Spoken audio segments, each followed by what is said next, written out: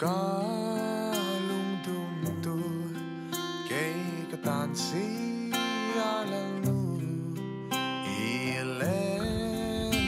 thawhpui nula te tlangwal te hruai haran ngai deuh hleka ei tuna chuan Mizoram Taj Mahal an ti mai KV Paradise a khan kan kal dona thana ei sarar piti nia photographer thalut tukani boka thiam le khathiam bok si mo khani ta a chuan in chho zelanga nuam chho tel tel tura kan ngai amun hi anuam ve hin thima han fal de unal boka an om ve nan pok na ve la hin ma na chuan pangpar nal tok tok men lo lo chi KV Paradise entry som thum lo ni ve to ni hi chen som thum mo nal khop mai Miss Sang Sang ile Miss Christie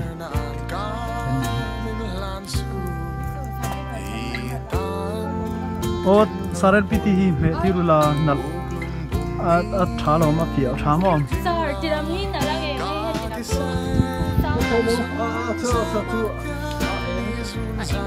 plus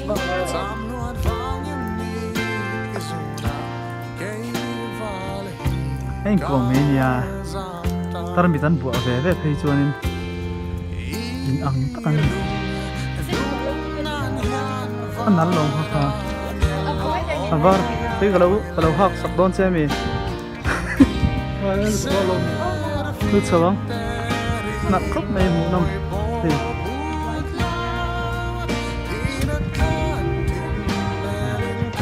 karon peang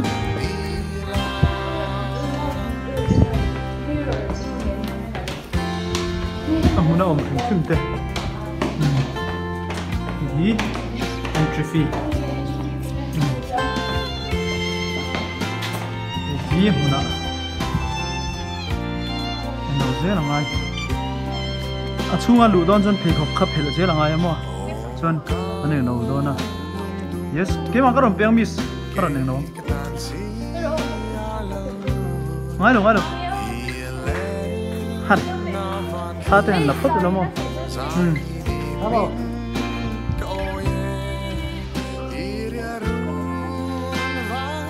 mai so thing hi tiêu chi chiang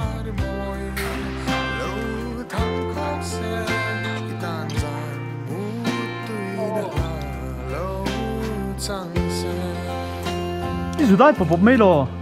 khaya en pui rem ve ik ye hu vak don sin nè anh lâu kha hu lo mo cái lâu kan sang che đi chuan thalak pa ngai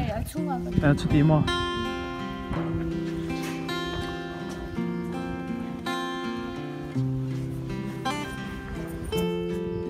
kan click ulu boka nal turin top mai ni mi sang sang mel thi thani kan chuang ania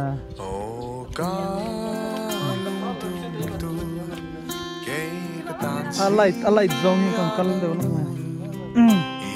oh hey po borta parpate sang sang in lak sakang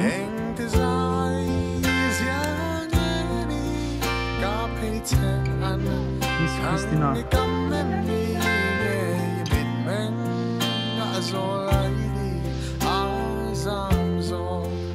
Aizo khopon an kal ngai si lawa kan ti he kan han kal pi be sina dut lang lai tan tang chuan hoi hal lekina futsal ground na kan thuai veang king hit la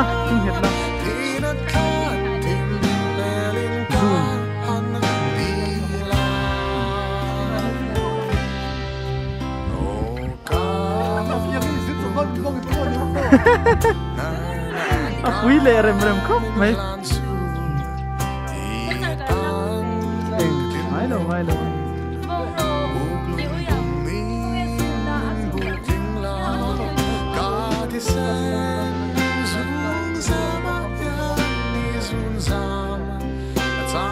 at click na tura khanit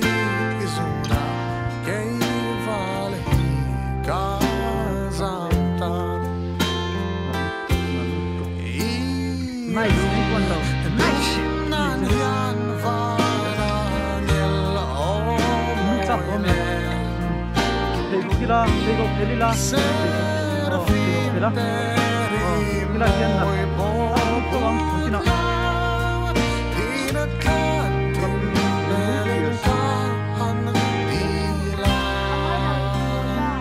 một giờ khác phải đóng ai đâu một giờ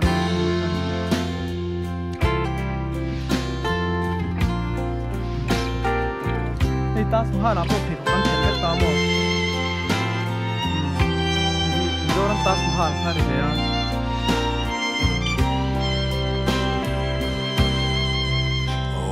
sao sao thế này kalau kẹp chấm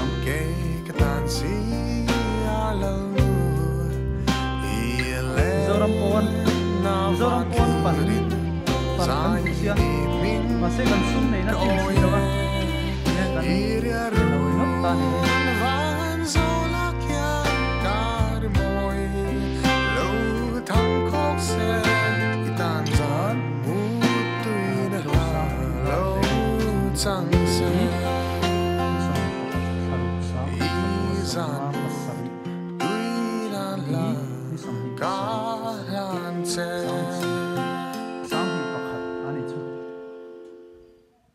accident vangin a bora la hian thlan ro pui lu tuk tak mai an tina Mizoram a chuanin thlana a ro pui ber ani hialo me tian tlo thein accident la ya a kor hak te tiang chi kha hela hianin lo daan lo la da that thlapa a phei khop te khatiang chi kha chona kor ti ber da mo oi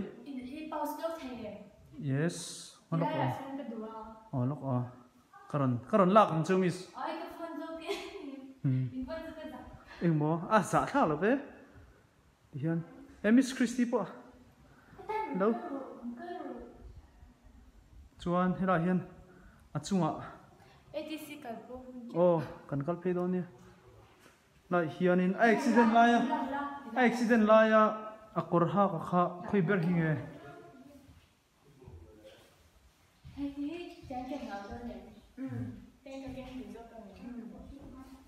anal lom ti khan mo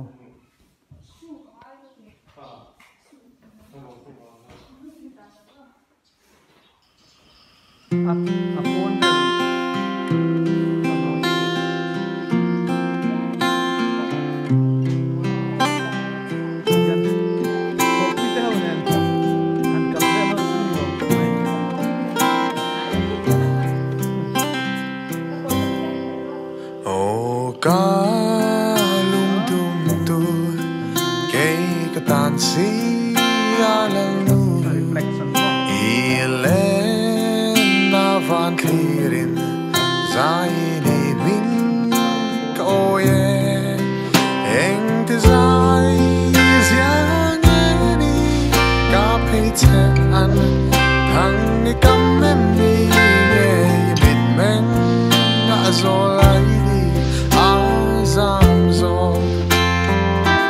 Some cut in.